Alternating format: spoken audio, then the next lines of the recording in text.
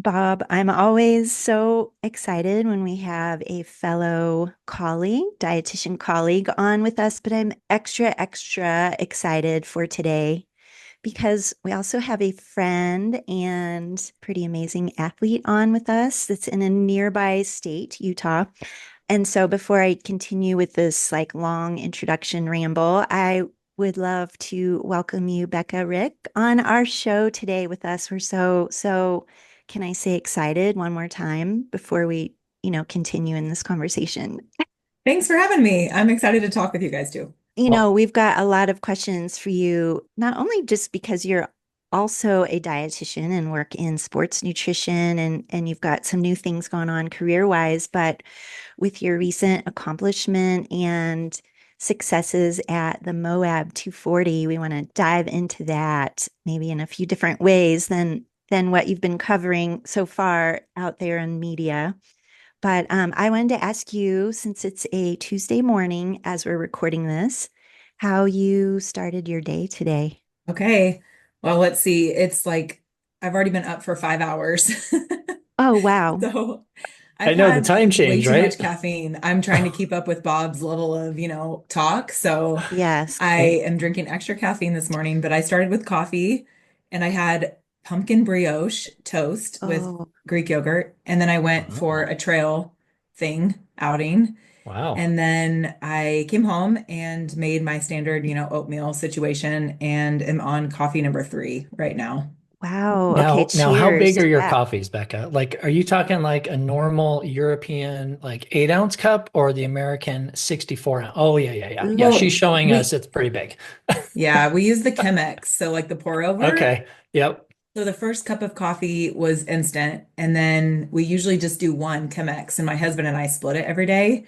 Yeah. But I was like, let's do a second today. I mean, it's cloudy, it's raining, it's the right day for it. amazing. What do you put in your oatmeal? A lot of it's a whole concoction. I shouldn't even call it oatmeal because that's just like a small piece Yeah. of what's in there. But I usually do banana and oats and peanut butter powder, any mixture of like seeds that I have, and I have like hemp and chia right now, so that goes in there. Pumpkin pie spice, and then I make that, and then I add Greek yogurt and nuts on top after. So Sounds it's delish. yeah. That sounds a lot like my little concoctions in the morning. Why peanut butter powder versus peanut butter? I know some of Trying our to get more listeners are wondering. protein Okay. specifically from it, and I have other like fat sources in there, so Yep. that's So why I I do wanted to it. ask that question because honestly, a lot of athletes ask me that. They're like, hey, powder or like the normal stuff? And I'm like, well, it depends on your goals, right? It depends on what you're trying to Absolutely. achieve, and it depends on what else you're putting in there. So thank you for that little sidebar. Yeah, sometimes regular peanut butter goes in there if I'm like looking for more calories or something, but this morning it was powder. Cool. Becca, well, we wanted to dive into maybe set the stage a little bit about not only your dietitian self, but your athlete self. So I wondered if you could provide an overview for us and the listener, like, have you always been an athlete? When did you get into athletics? At what age? And kind of like an overview of sports that you've been involved in. Yeah. So I ran my first race, I guess, at age 11. I did a mini marathon. It's Wow. called Mini Marathon in Indianapolis, which is where I grew up. And it's a half marathon, but it's associated with the Indy 500. And at that time, I was 11. My parents had recently split up, and running was my dad's thing. So it was like a way to spend time with him. And I don't remember training. Like maybe we ran a mile. I don't know. Like it was just a thing to do. And it also got me out of school because at the time it was always on like the Friday before the Indy 500. So I got out of school and I got to hang out with my dad. And that's why I did that half marathon. But I think that that's like the first association I have, at least with the endurance bug. And then I did my first marathon in high school. So I ran the Chicago Marathon, kind of same deal of like, oh, like this seems like a fun thing to do. But my school was small. We didn't have track or cross country. So I never had formal coaching or like an environment to support running. But I was like the kid that would like go home after school and run in my neighborhood. Mhm. I would run to Dairy Queen where my friend worked, maybe like, I don't know, eat a banana split and run home, Yeah. like just weird stuff. And I remember though, also I played club volleyball in high school, And I remember my coach once saying to me, like, I don't know if it was like an insult laced in a compliment about you should come run because he was also a cross country coach at a local high school. Like, you should come run for me. And I was like, oh, like literally that meant that the best part, like my best talent in volleyball was like the Mhm. run in the warm Yeah. up. Oh, So wasn't really great at team sports, though I did those because that's what was available. And then, yeah, running was always just like natural to me.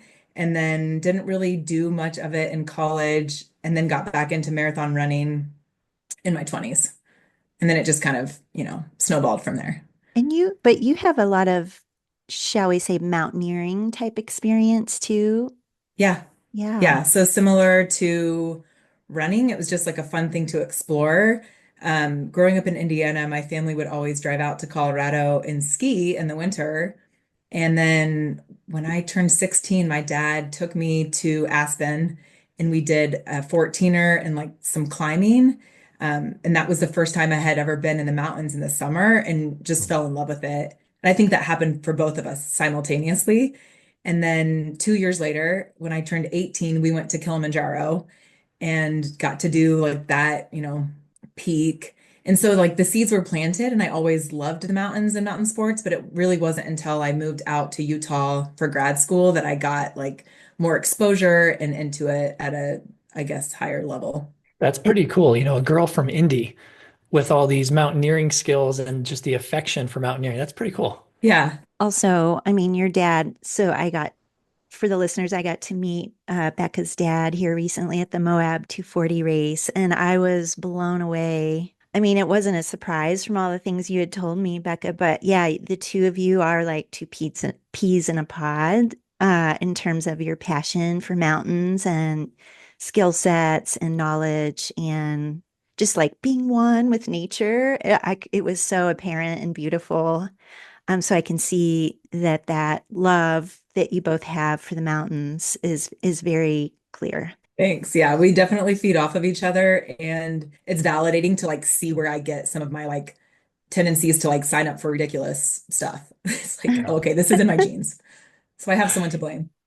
And before we get into that ridiculous stuff, let's just take a different path, just because Dina did intro that you are also a registered dietitian, sport dietitian. So how did that come about, right? When did you know that was your path? I didn't know that sport nutrition even existed until like it's like I don't know if you think this too. And of course things, are easy in retrospect. It's like if only I would have known, like I could have used a sport dietitian in high school. Like my Hmm. fueling was complete shambles and having that like navigating my own relationship with food. I actually started in undergrad with a focus in nutrition and ended up switching out of that to business. Like business class was like a core requirement of nutrition. And I just couldn't see a path in dietetics like at that time in my life. It was all like clinical focused, and the program was housed within like I don't remember what the department was, but it was kind of like a home ec type of thing, and Hmm. it wasn't inspiring. And it wasn't until I was working outside of college and just like not passionate about my career, I was looking at getting back into like the health world. So I had looked at exercise physiology or nutrition and was looking at master's programs that offered one or both, and ultimately quit my job to start taking prereqs, like knowing that they were similar. And I had moved to Boston. I was living with my sister, and I remember coming across CPSDA at the time. It's now Hmm. ASPDA. And I contacted their then president just to be like, can I volunteer? Like, what is this? Like, I didn't even know that this was a place that people could work. Yeah. And my mind was blown. And I went to their conference that year, and I was a student co-chair. And that's where I was first exposed to this could be a career path. And I was all in on that. That's awesome. Yeah. And now you haven't looked Mhm. back, obviously, right? Um, Right. can we just rewind? Because you mentioned a word, you said shambles when it came to your nutrition. So we always love kind of introducing and asking the question, how has your nutrition progressed since, let's just say you were in high school all the way up until today? So take us Yeah. through like Becca of the years past and then today with your oat concoction. Like where were you and how did you get to where you are now? When I was in high school, I had a pretty poor relationship with food. Mhm. Like I unintentionally was under fueling Mm, my running and I lost weight and then I got a lot of attention around that. And it was like not a healthy dynamic. Like I said, I could have really used like some nutrition support, much less like a sports dietitian to help navigate fueling. Um, so that led to like the obvious rebound of that, which was just like the cycle of binging and not understanding what that was and why my body was doing that. And I struggled with that for years. And that was also a big influence on why I was like, I don't want this career path. It's just too much nutrition. And mm, so when I came back to nutrition, I like committed to myself, I'm not going to be hypocritical. I need to make sure that I have a really great, like healthy dynamic and relationship with food if I'm going to help other people do the same. And that was like really important to me in getting back into it. And that's helped keep like a gut check as I've had this career. And over time then too, I guess there was like probably two main things I would credit where I'm at now, which is just like mostly intuitive eating, really mm, natural, not a lot of energy on the types or amounts of food that I have. Credit, I guess, just being around people, like surrounding myself with community that had a normal relationship with food and just seeing that. If you've struggled with your relationship with food, you really pick up on the signals with other people who have anxiety around it and that's not helpful. So just being around like normal eating mm, was really critical. And then the other thing would be ultras, honestly. mm. And it's really kind of cool to be like in a sport that you have to fuel. Like the longer distance you go, the more nutrition is absolutely critical, and you cannot get away with under fueling and all of that. So that's actually been really great. And the way that ultras are fueled, you go to an aid station and you see like candy and chips, and it just feels a lot more Mm. like all foods fit in that environment than in some sports can support. So that's also been really helpful too, and a great way for me to be able to still like have a mostly normal relationship with food, even inside the sport. That's great. Yeah, Becca, and I know you've got your certification in intuitive eating as well, right? So Yeah.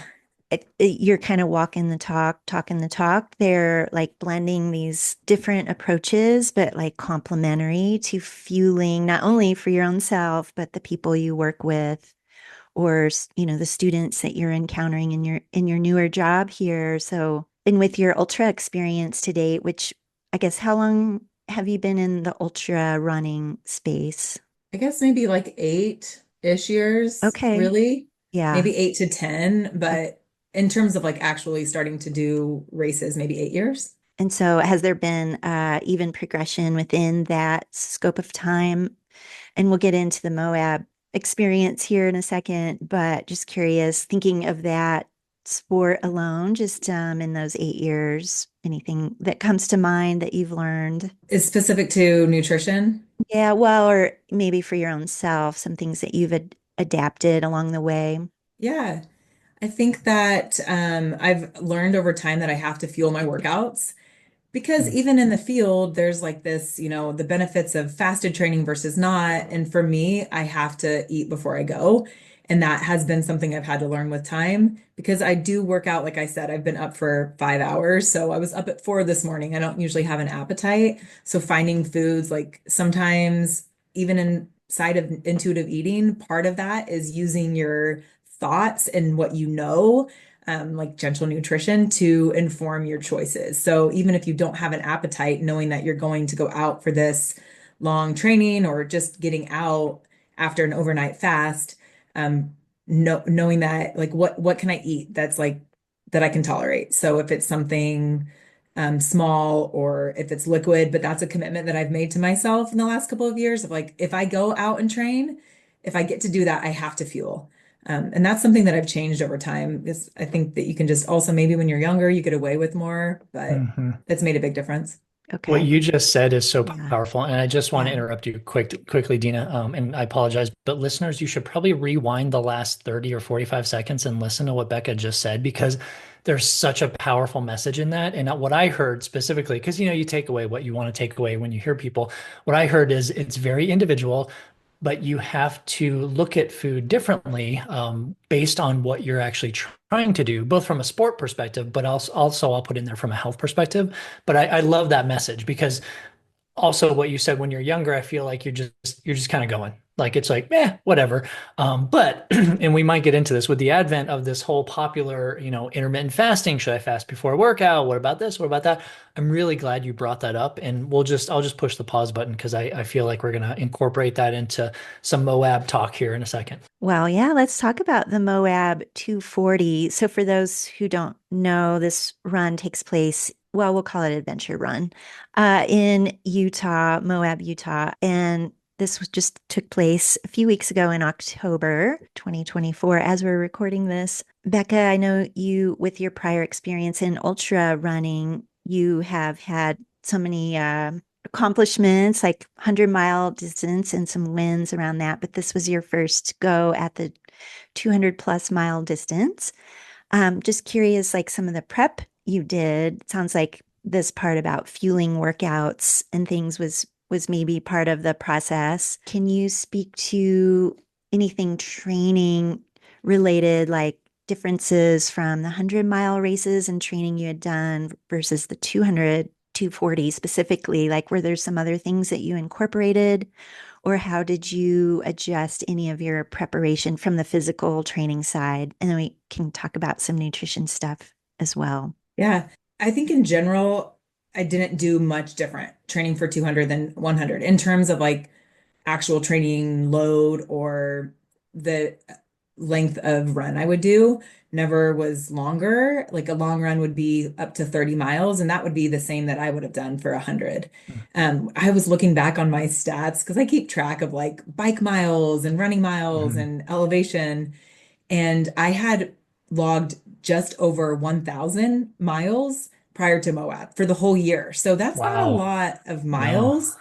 But I did over 2,000 bike miles. So that was different too. And that was more Wow. prompted by an injury that I was trying to not spend too Mhm. much time on my feet and make sure the trail time was like pretty quality.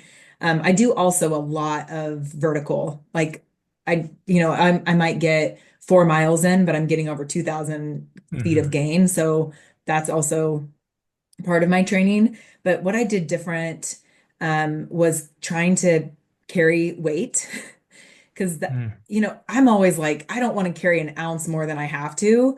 But for a 200, you have mandatory gear requirements. You're Mhm. going to have really long stretches that you won't have access to water. So you're going to have a few pounds of just water weight, and it really adds up. I want to say like 13 plus, probably closer to 15 pounds on your back. And over that length of time, I was worried that that would all also then create upper body issues. So Mhm. trying to carry more on my pack was something I was intentional about during training, and then strength training as well, just trying to keep like a really strong, sturdy structure. So that over the course of 200, I just thought, it's going to like anything that you have underlying is going to be magnified in that distance. Yep. So I'm going to put my coach hat on really quick. Please excuse me. And I know a lot of listeners are thinking this too and asking the question, when you are training for a 240 miles on your feet, when you say you go out for a run or run training, can you just qualify that? Because I know what you're talking about, but maybe some listeners are like, oh my gosh, she's running for like all that distance and everything. Like, talk to us like when you're trying to do a lot of vert and training, like it's not all running, correct? Yeah, correct. Especially when you've got like a 15-pound pack on. Absolutely. Yeah, I am hiking uphill, running downhill, and maybe running on the flats. Okay, yeah. So I wanted to qualify that, which is huge because I think a lot of people do think, oh my gosh, you're just running straight 100 or straight 240. It's like, no, not really. But you have to be smart. The other thing I want to bring in is how have you done a lot of strength training in the past for past races? Was that at all different for Moab 240 because the distance and like what you said, I refer to that as structural integrity, right? I feel like a longer race, especially when you're carrying more weight, you need a lot more structural integrity. Did you change your strength training program to focus on different things, or was it about the same that you've always done? I was more intentional about actually doing the strength training. So that Mm, would be different. In the past, it's always in my mind to have strength training, but it's the first thing to drop off. And if anything, I ah, might do like a little bit of core. And this time I was pretty diligent about like 1 to 2 times a week. I was doing a full body, nothing crazy, but just the yeah. basics, like the deadlifts and the squats and some upper body strength and core. just making sure I was covering the whole structure. Gotcha. Do you do push-ups every day? I did a lot of push-ups when I worked with you. I I'm know. now having this like all of a sudden flashback of like, Oh, I I feel like we were know. doing 100 push-ups a day or something, but I think, Yes. yeah, we both just had this weird flashback, like, oh yeah, push-ups Well, with Bob. I'm asking because we're going to maybe that's start the why I don't do push-up them as much now. challenge. Let's start the push-up challenge with us three sport RDs again. Okay. Okay, All right. Okay. sign me up. I Dina, love it. Dina, how many I'm would you in, like to do per day? I was going to say I'm in for 8 per day, but Eight. then Okay. I'm just kidding. I'm just I was kidding. hoping a little bit more, but Yeah, I'm just kidding. You name the number. We'll work it in. well, let's let Becca name the number. Becca, how many 100. push-ups should we That do? just feels like a 100? nice 100? even. You know, Okay. I'm kind of along the lines. I've met your dad once, and I really like him, and I kind of feel like he's kind of channeling himself into me right now when I say this. Oh I boy. think we should do 200 a day. Does that Mhm. kind of sound like your dad? What about 240? 240 it Oh my is. gosh, epic, epic. Okay, listeners, I'm every stopping single there. day, the rest of this year, which is 2024. So we Oh have my what, maybe seven God. weeks left? 240. I gotta write this Three of down. us are going to do 240 push-ups individually every single day, 240. which, by the way, listeners, we're also challenging you to do this with us. Okay, now back to your regularly scheduled program. Becca, nutrition wise, maybe we talk about some of the things you tested in training, and then let's segue to like how did this race unfold? So nutrition wise and hydration, how much like whole food? I don't like saying the words real food because I mean all food's real, but like sport nutrition engineered products. I don't think so. All food. Have you seen some of the food that these manufacturers are putting on the shelves? That is I not know real we food. debate that. But I hear what you're saying. Okay, Okay, I'm sorry. like I'm a engineered products versus like, sandwich and then hydration because I think from knowing you in the past, you're a salty sweater, heavier sweater. So anyways, can you run us through a few of the things that you trialed in training and then we'll move to like how did this race unfold for you? Yeah. Okay, so a couple of specific things I wanted to test or experiment with in training were getting like liquid calories. Mostly I have kept in the past, for the most part, like hydration and fueling or nutrition separate. And I knew that like when it's hot or when you just don't have an appetite, like you've got to have some type of buffer there. And so I wanted to practice with liquid calories, knowing that like at least I could be getting something in as I was also hydrating if I wasn't wanting to chew. So that's something I experimented with, and I was using scratch high carb. And so I also was experimenting with like how to get that in because you can put different scoops and different amounts and have a different consistency with it. And then that ended up prompting me to make gels out of the high carb scratch that I had seen a recipe on their website, I guess, mixing it with applesauce. So I liked that. It was more of a gel type of form, and you could create like a few gels inside of a container that I carried. How did you carry that, Becca? Just for our listeners, was it like In like a little, almost like a mini flask, not okay, what like Yeah. a normal soft flask would be. It was like semi-soft. Yeah. Like okay, one of the okay, Nathan kind of, I mean, that's one of okay. the, it's So kind of something you could squeezy, but squeeze it not, out. yeah, but it had a Yes. Okay. bigger nozzle. Right, Okay. Becca? Yeah. And then the other thing that I was focused on in training was just getting more calories in. So anytime I went out for a long run, trying to train the gut to be able to tolerate more for longer periods, like and sustained. So those were the two main things I was focused on during training that I w wasn't as intentional about in the past. Can you just go a little bit more on that? So did you only do the scratch high carb, or with training the gut, were you also using food or Yeah. other traditional products? What were you sprinkling in your training nutrition? Oftentimes it's like the high carb. I would also do some regular scratch hydrate products, Mhm. so there's some calories there. And then it's more opportunistic, like what foods do I have at home that I can just Okay. pack? So Yeah. sometimes like I'll have like the that's it bars or some Mhm. fruit leathers, stuff like that. I usually have stocked, so I'll put some of that in. And then it's a combination of chews or gummies or any kind of like snack type of products that I have at home, and I'll just honestly it was like pretty diverse, but I think that's helpful because I wasn't attached to any like one specific I have to have these types of snacks. In the past, have you had GI distress at all, or are you one of those Yeah. lucky ones? You have. I have, and I think it's been like mo probably under fueling or not training enough Mm, with enough fuel. So late in a race, and it's never happened until past the 50-mile mark. So it's hard to replicate what's going on right. until you're in 100 in that distance. But I usually do have some pretty bad, like kind of diarrhea, like just Yeah. issues with processing the food late in a race, and I can't like stomach anything.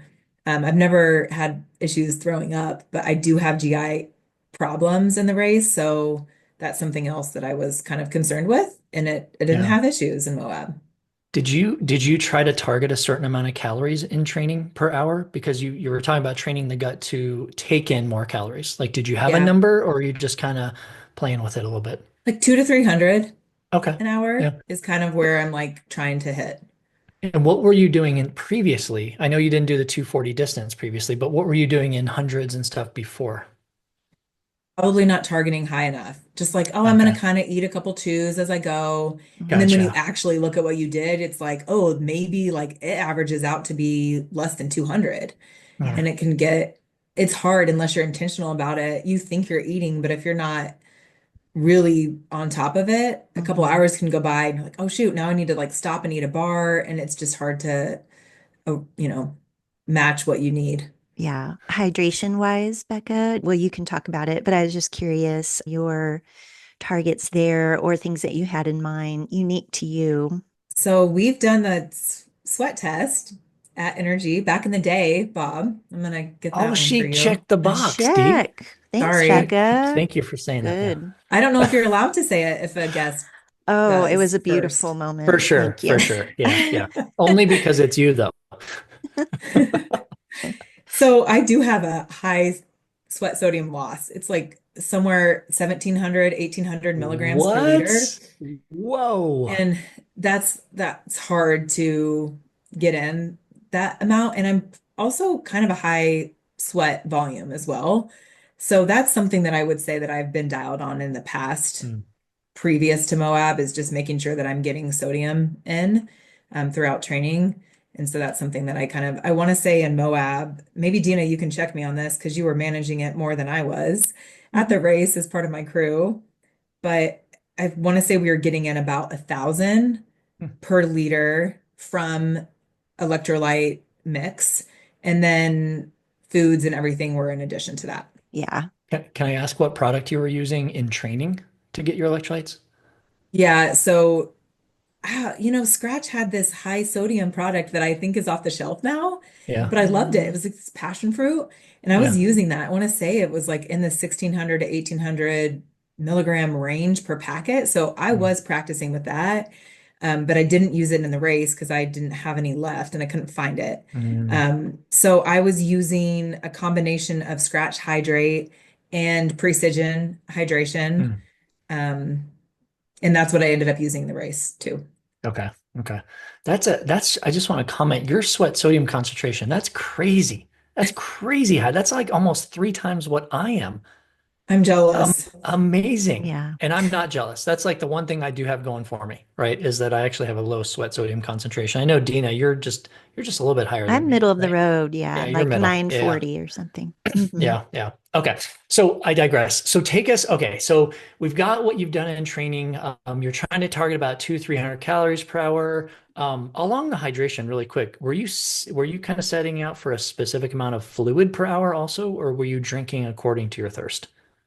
I was more drinking according to my thirst Okay. because honestly, if I was trying to replace even close to what I was losing, I don't know how I would have carried that much. Yeah, seriously. Yeah, you'd have It's to just do loops or ridiculous. Like so stops or yeah. yeah, there were stretches in the race that are more than 20 miles and when you're going at a 200-mile pace, that could take several hours. And Yeah, so if for I was sure. trying to, I'm not going to carry 6 liters of water. It's just not Yeah. happening. I actually feel like I was hydrated. I didn't have issues. Like I was peeing the whole time and I was really pleased with that.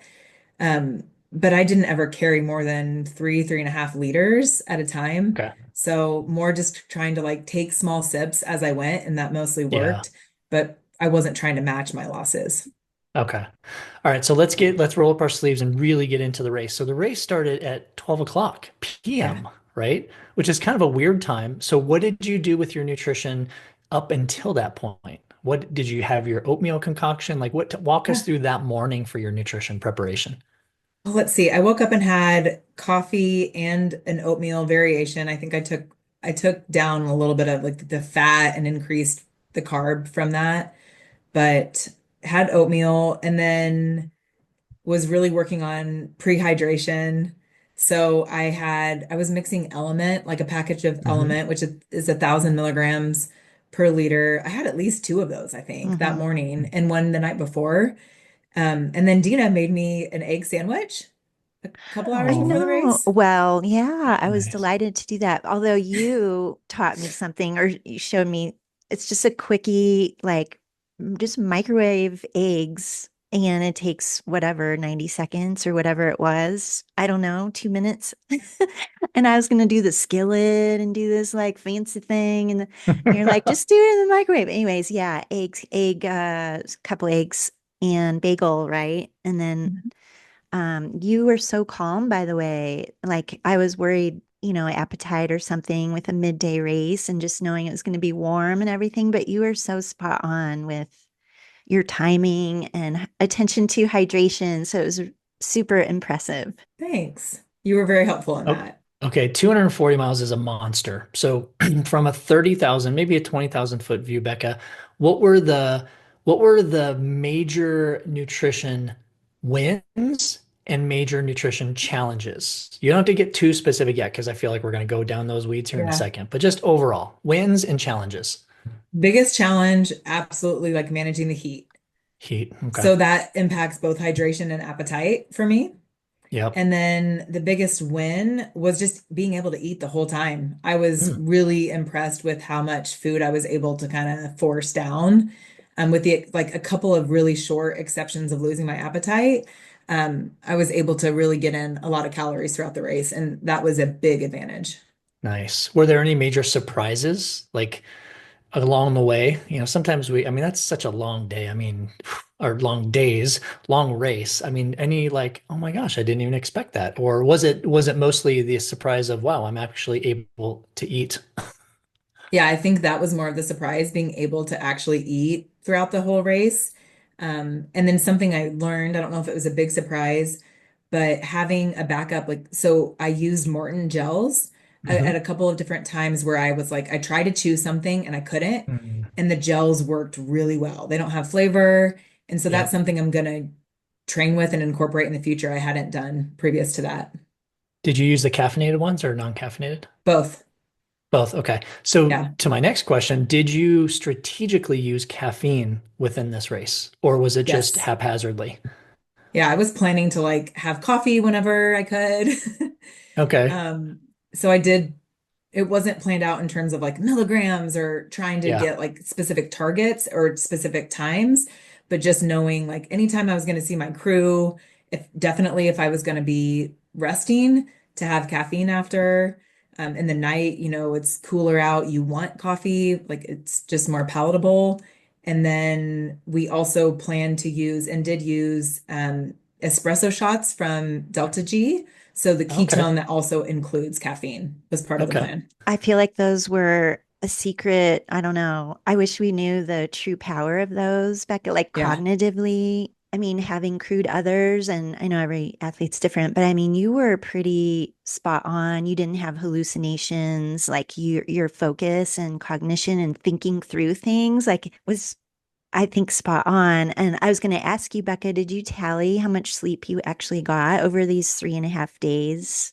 I have estimates. I think it Okay. was in the ballpark of 3 up to 4 hours, Okay. mostly just because of like those opportunistic, the medic's working on my feet. Can I Mm-hmm. kind of doze off? So it Mm-hmm. wasn't a lot of quality. I had two quality rest. One was 60 minutes and one was 90.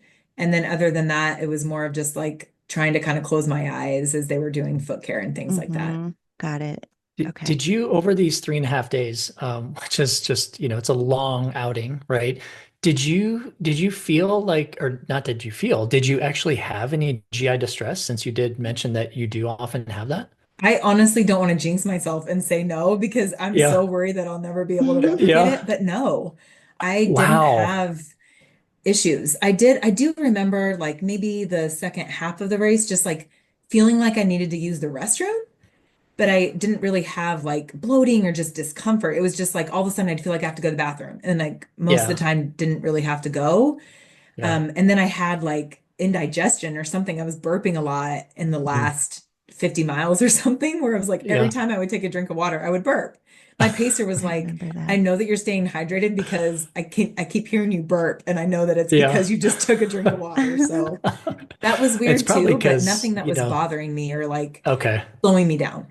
that's huge. I mean, you're probably burping because, stuff's got to come out one end, right? I mean, Yeah. let's not get too graphic about it, but did you find like were you fueling only from your crew and your food, or did you actually engage in some of the aid station food A and lot of the aid beverages? station food for Oh, sure. okay. So take So us through like what kind of things would you choose, or did you choose? lots of like egg burrito. Oh, And they were awesome. The aid stations, like, they weren't skimpy on the filling of the burrito. yeah. Sometimes you get an egg burrito and you're like, did I eat anything but a tortilla? Like, you're digging for the cheese and egg. They Yeah. had a lot of egg and avocado they would add in there. It's all made to order, so you could kind of tell them what you want. Wow. Oh my And gosh. then like some grilled cheese. I remember at one point, like I had a serving bowl size ramen noodles. I have a picture of like me No. sticking my hand in there. I'm like, was I eating ramen noodles with what was going on there? Um, Oh my gosh. Pasta, like ham and cheese, like panini type of things. Hmm. That was all like what I was gravitating to. So a Wow. lot of just like sandwich type of stuff was probably the biggest thing I was taking from Aid. Was there one thing, like one food product or something that you were just like, you had it in an aid station? This has happened to me before, and you're like, oh my gosh, I really hope they have it at the next one because like that's all you can think about is that egg burrito or whatever. Like, did you try to switch it up a little bit at aid stations, or you try to be consistent with those egg burritos or whatever it was? I was just ta taking whatever sounded good. Like, Okay. I usually don't have syrup on my pancakes, but that sounded really good, so I was taking that. It was just kind of whatever sounded good, and there was different times of day that, you don't want a hot sandwich in the middle of the day. Right. Although Dina and I Right. did that and then came to regret it later I Yeah. on know. the Oh my section where she gosh. paced me.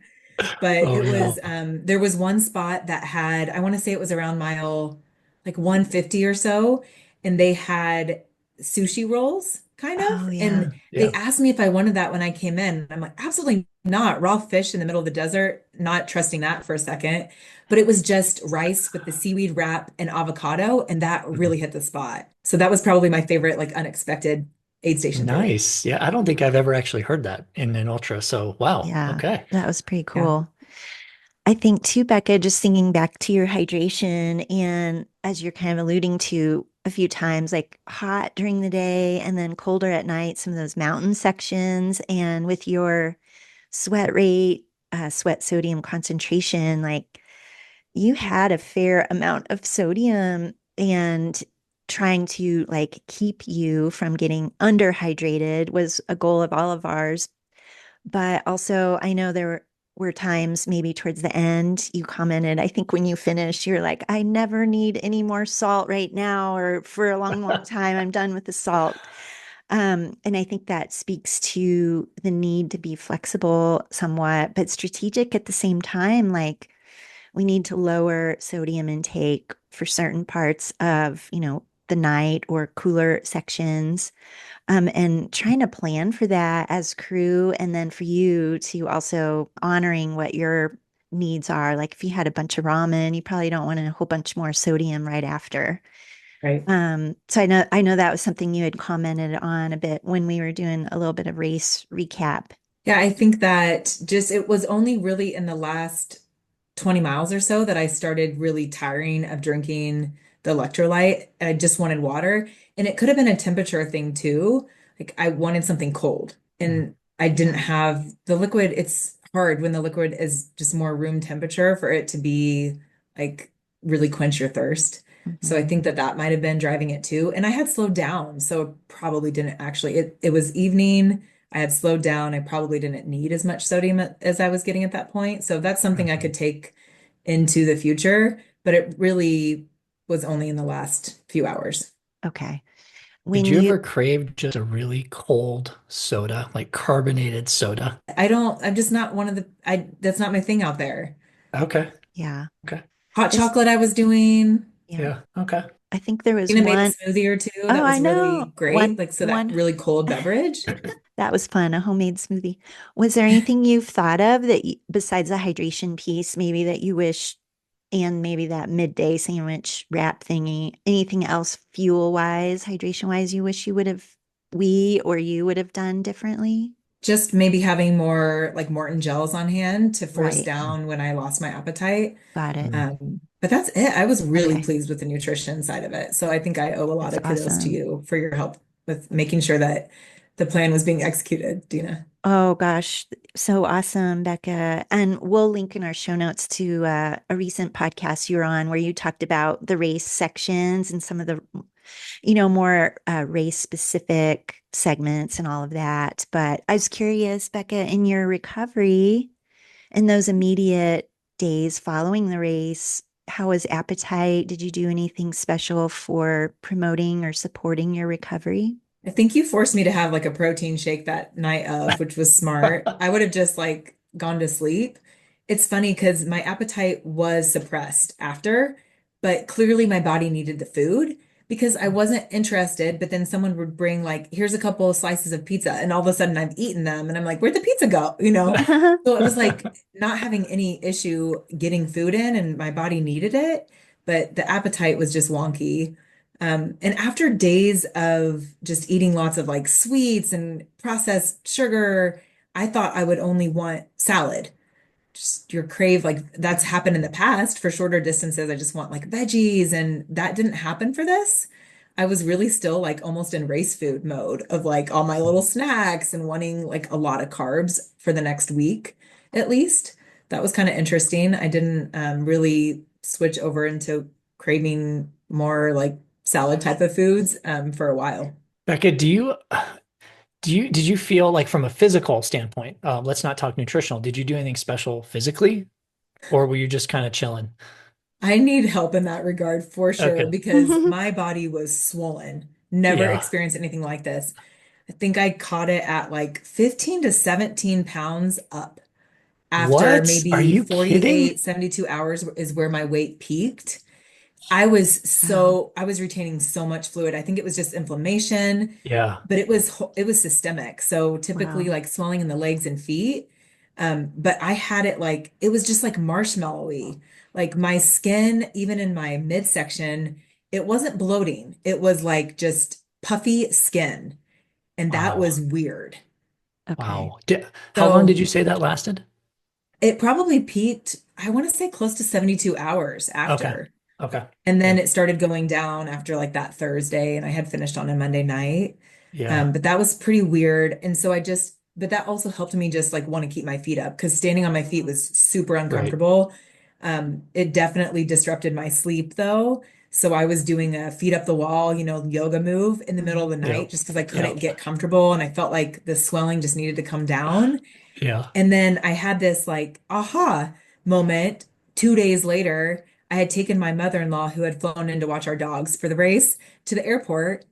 And I was like, oh, there's like this cryotherapy place that has those recovery boots. Yeah. And I went there and I sat in the boots for 30 minutes, and I should have just done that the first Totally. day. I mean, Oh, it really yeah. made like a noticeable difference immediately. Listen, I'm going to tell you because I know you're going to do a lot more of these in the future. You just have to buy a pair of those boots. Trust me, you and your husband will love them. Yeah. I might have to. Yeah. Merry Christmas. Yeah. Wow. Well, Becca, I know there's so much more we can talk about, but at least this gives kind of an overview of some of the things you did in training and how the race unfolded. Huge success. Congratulations. And we're Thanks. excited to follow along in your future racing and mountaineering, all the things that you do. Super exciting. We'd love to do our high five round of questions with you just to have the listeners learn a little bit more about you, if that's okay. Perfect. Yeah, bring it on. Dive into those. Well, I'll go ahead and start. I am dying to know what are two of your favorite kitchen gadgets? Oh, oh man. I have to say air fryer only because we recently repurchased it and I had only ever done like potatoes and veggies in there. And then Andrew, my husband, did a whole chicken in there, and we did this last night, and it's super tasty, and I'm sold. So air fryer would be one, and the second one, I don't know, just my water kettle, like the electric water kettle, Oh, because I'm yeah. constantly drinking like tea or coffee. So Mhm. Yeah. I love that. Love. Okay, so number two, speaking of coffee, that liquid gold, if you were going to sit down and have a cup of liquid gold or tea with any, now I'm gonna let you choose this, any either professional athlete or just human being on this planet, or maybe not even on this planet, who would it be and why? It's impossible for my mind not to just go politics because it's election day, but I really don't want to go politics. So now I have to think Yeah, of something else. yeah. Um, Maybe Killian. I mean, he's like the best Okay, ultra guy of Mm, all time. So that is absolutely who I would want to have a chat with. okay. good Is it choice. not Courtney because Courtney should kind of be scared of you right now Ooh. because Should you're coming. absolutely not be scared of me. I don't know. I feel like she and I could be friends. So that would be an acceptable second option Okay. if you're Okay. arranging. Yeah. Nice. Yeah. Just in case. Okay, question three. What's your ideal or favorite meal? And you can throw in a beverage in there too after you do a long training run. Okay, if it's in the morning, having just like a big breakfast sandwich, yes. If it's later though, having Mexican food and a beer, Hmm. that always hits the spot. You get the salt and then, a beer can be hydrating a little bit. Nice. Perfect. Okay. Number four. I'm laughing, but I'm not going to tell you why I'm laughing. Number four, and please tell us why you answer this question the way you do. Push-ups or pull-ups? Push-ups, because I've never been able to successfully do a pull-up. And now I'm gonna have 240 times however I many days are left in know. the year. So that's my Well, jam. Although ask me I, January 1 and I may be never doing a push-up again. but we'll switch to the pull-up challenge on January 1. Oh, Okay. Okay. All right. shoot. I've Well, then got our I'll new have to challenge. actually figure out how to do one. Same here, Becca. I'm still working on those. Okay. Last question. If you had one piece of advice to give to all athletes out there, what would that one piece of advice be? I would say, especially just thinking in the context of like talking about the ultras and the longer distance, like you don't have a training plan until you have a nutrition plan. Mhm. It's just true. You have to like think about all the resources, time, energy, finances, everything that goes into your training. And then we so often see people just completely fall short or not even consider nutrition to the extent that they should.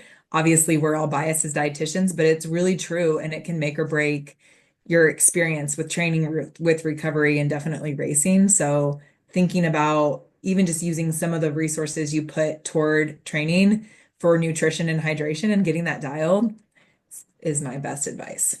Dina, can you quote that? And we will use obviously your name, Becca. Quote that because that is a Oh, yeah. powerful quote, right? Powerful. Wise, very Yeah. wise, powerful, and can't repeat it enough. Put that in the show notes for sure. Will do. Okay, Becca. Wow, gosh, thank you so much for sharing just a touch of your experience here, your background athletically and in the nutrition space. We and all of the athletes and all the humans out there are so lucky to have you as a wonderful resource and someone to look up to as well as you go forward in all of your other future athletic endeavors. So, thank you again for being with us on this episode. Absolutely. It was so fun to chat with old coworkers too. So thanks And for I inviting me on. and I kind of feel like our next episode is going to be right around January 2nd, 2025. So we can update everybody on our push-up challenge, but then kind of navigate how we're going to do this pull-up challenge for 2025. I Okay. don't feel We'll like we're talk going to do push-ups and 240 wag a day. bags. Oh, Oh, there we yes. go. Okay, listeners, if you don't know what a wag bag is, you're going to Google it right now, and we'll talk to you about that next time when we talk to Becca because it's a special piece of equipment that ultra runners sometimes use. Let's just leave it at that. Okay. Well, on that note, we will see everyone on our next episode.